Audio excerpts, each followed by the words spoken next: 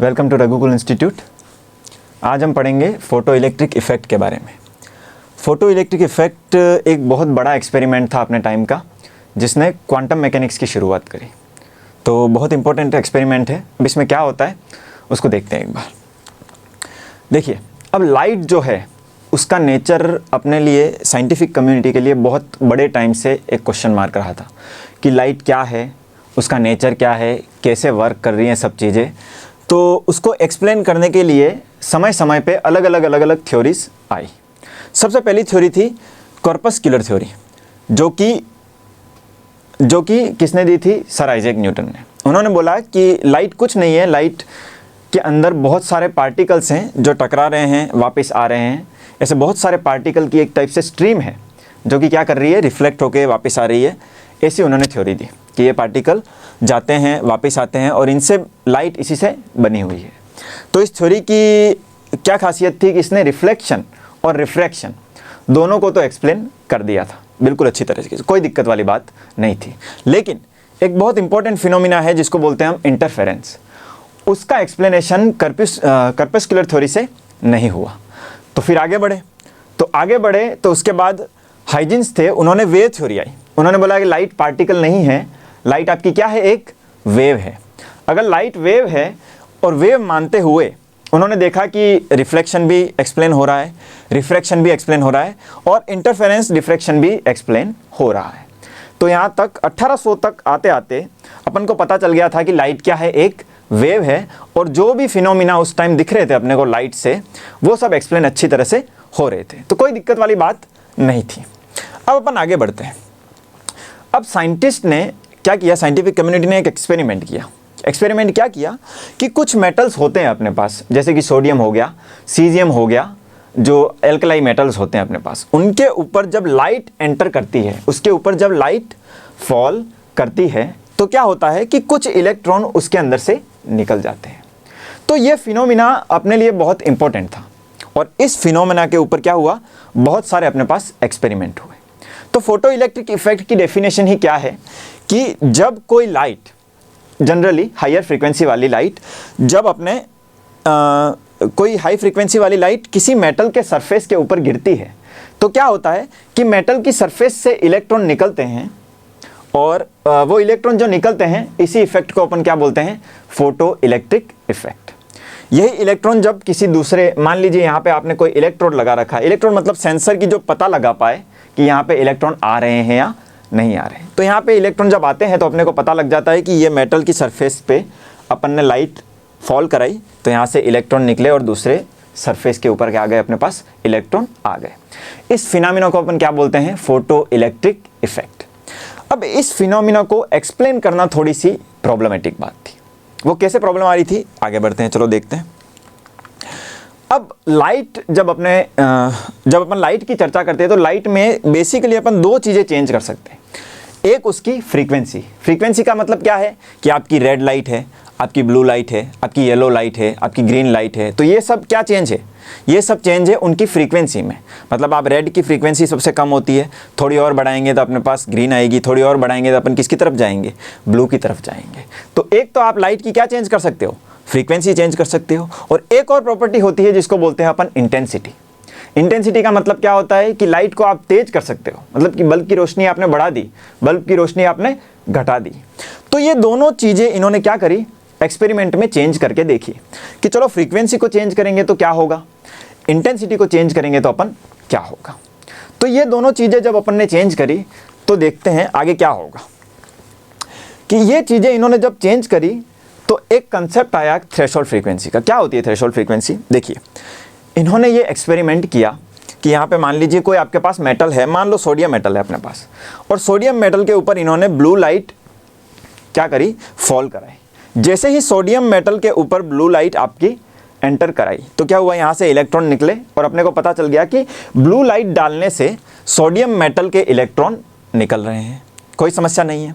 फिर इन्होंने क्या किया कि ब्लू लाइट को छोड़ा और रेड लाइट पे आए। रेड लाइट आने का मतलब क्या कर दिया, इन्होंने फ्रीक्वेंसी को कम कर दिया। अब जब इन्होंने फ्रीक्वेंसी को कम कर दिया तो इन्होंने देखा कि रेड लाइट से कोई भी इलेक्ट्रॉन नहीं निकल रहा है। फिर उन्होंने देखा चलो इलेक्ट्रॉन नहीं निकल रहा तो हम क्या करते हैं, इसकी पावर बढ़ाते हैं। रेड लाइट जो है उसका सोर्स है, उसको क्या करते हैं, ब्राइट करते हैं थोड़ा सा। तो इन्होंने क्या करा, ब्राइट करने का मतलब क्या है, इंटेंसिटी बढ़ा दी। अब रेड फॉक्स लगाया, वो भी बहुत तेज वाला, रेड लाइट लगाई और उसका इंटेंसिटी ये बढ़ाते गए बढ़ाते गए बढ़ाते गए बढ़ाते गए। लेकिन इन्होंने देखा कि चाहे इंटेंसिटी आप रेड वाले की कितनी भी बढ़ा दो, वो इलेक्ट्रॉन निकाल पाने में क्या है, नाकाम है। यहाँ से अगर आपने रेड लाइट इस्तेमाल करी, मतलब लो फ्रीक्वेंसी की अगर आपने लाइट इस्तेमाल करी, तो चाहे कुछ भी हो जाए इलेक्ट्रॉन नहीं निकलने वाला, इलेक्ट्रॉन नहीं निकलेगा। और वही जब इन्होंने देखा कि ब्लू लाइट अगर है अपने पास, तो ब्लू लाइट चाहे कम इंटेंसिटी की हो, मतलब हल्की सी जल रही हो या तेज जल रही हो, उससे फर्क नहीं पड़ रहा है, अगर ब्लू लाइट आपने रखी तो इलेक्ट्रॉन निकल ही रहा है।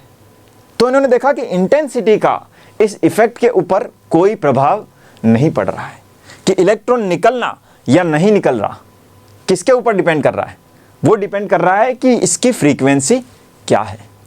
तो इससे उनको पता चला कि थ्रेशोल्ड फ्रीक्वेंसी नाम की भी एक कोई चीज है।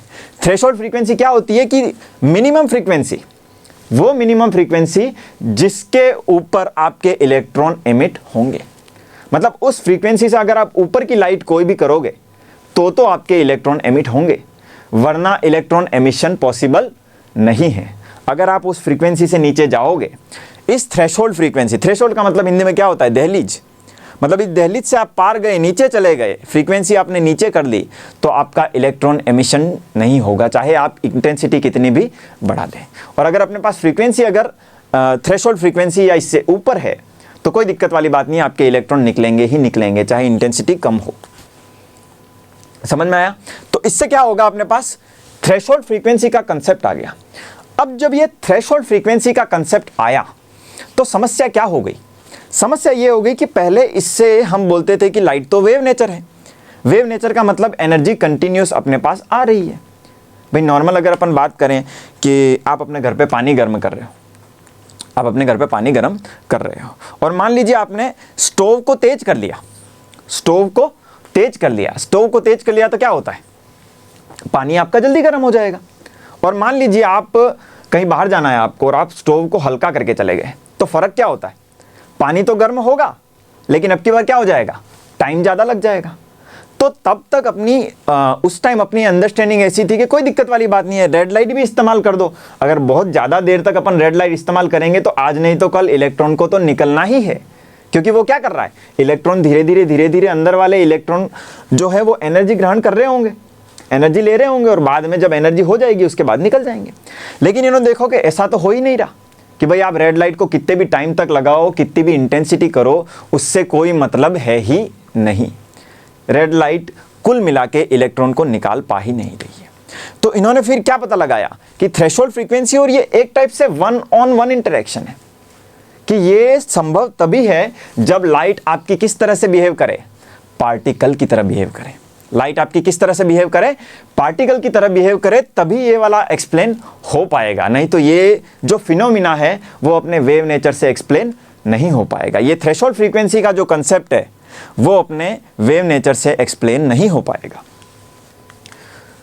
हाँ, तो ये लाइट का जो एक सिंगुलर पार्टिकल है, इन्होंने बोला कि अब लाइट वापस देखो, पार्टिकल से स्टार्ट किया था, वेव पे आए थे, पार्टिकल वाला गलत कर दिया, बोला कि वेव है, फिर वेव पे आए, वेव से वापस किस पे आए, अपन पार्टिकल की तरफ आए। तब बोला कि नहीं वेव, लाइट वेव की तरह तो है ही, साथ में लाइट किसकी तरह है, पार्टिकल की तरह भी है। और उस पार्टिकल का नाम इन्होंने क्या दिया, फोटोन नाम दिया। सबसे पहले फोटोन नाम का जब मतलब फोटोन का कंसेप्ट कौन लाए थे अपने, प्लांक। प्लांक ने 1900 में एक पेपर रखा था, जिसके अंदर इन्होंने बोला कि नहीं लाइट आपके छोटे छोटे पार्टिकल के रूप में जा रही है, और एक पार्टिकल उसका क्या कहलाता है, लाइट का क्वांटा, लाइट का छोटा सा एक पार्टिकल, इसका क्या नाम दिया इन्होंने, फोटोन नाम दिया। और 1905 में एल्बर्ट आइंस्टीन ने फिर फोटो इलेक्ट्रिक इफेक्ट को एक्सप्लेन किया। उन्होंने बोला कि नहीं देखो क्या हो रहा है, कि एक पार्टिकल आ रहा है, एक फोटोन अपना आ रहा है वो, और एक ही इलेक्ट्रॉन के साथ वो हमेशा इंटरेक्ट करेगा। कभी भी ऐसा नहीं होगा कि चार फोटोन आए और वो एक इलेक्ट्रॉन के साथ इंटरेक्ट कर गए। एक फोटोन आया, एक इलेक्ट्रॉन के साथ इंटरेक्ट किया, और वो एक इलेक्ट्रॉन बाहर निकल गया। हमेशा इंटरेक्शन कैसा होगा, 1-on-1 इंटरेक्शन होगा। कभी भी इंटरेक्शन मल्टी इंटरेक्शन नहीं होगा। मतलब ऐसा नहीं होगा कि रेड के दोनों फोटोन ने मिलके, या रेड के 10 फोटोन ने मिलके एक इलेक्ट्रॉन निकाल दिया, कम एनर्जी आ गई तो नहीं, ऐसा नहीं होगा। हमेशा ऐसा होगा, एक फोटोन आएगा, वो पूरी की पूरी एनर्जी एक इलेक्ट्रॉन को देगा और वो इलेक्ट्रॉन बाहर निकलेगा। कब निकलेगा? अगर वो थ्रेशोल्ड फ्रीक्वेंसी से लाइट ज़्यादा है। थ्रेशोल्ड फ्रीक्वेंसी से अगर नीचे है तो इलेक्ट्रॉन निकलने का सवाल ही नहीं उठता।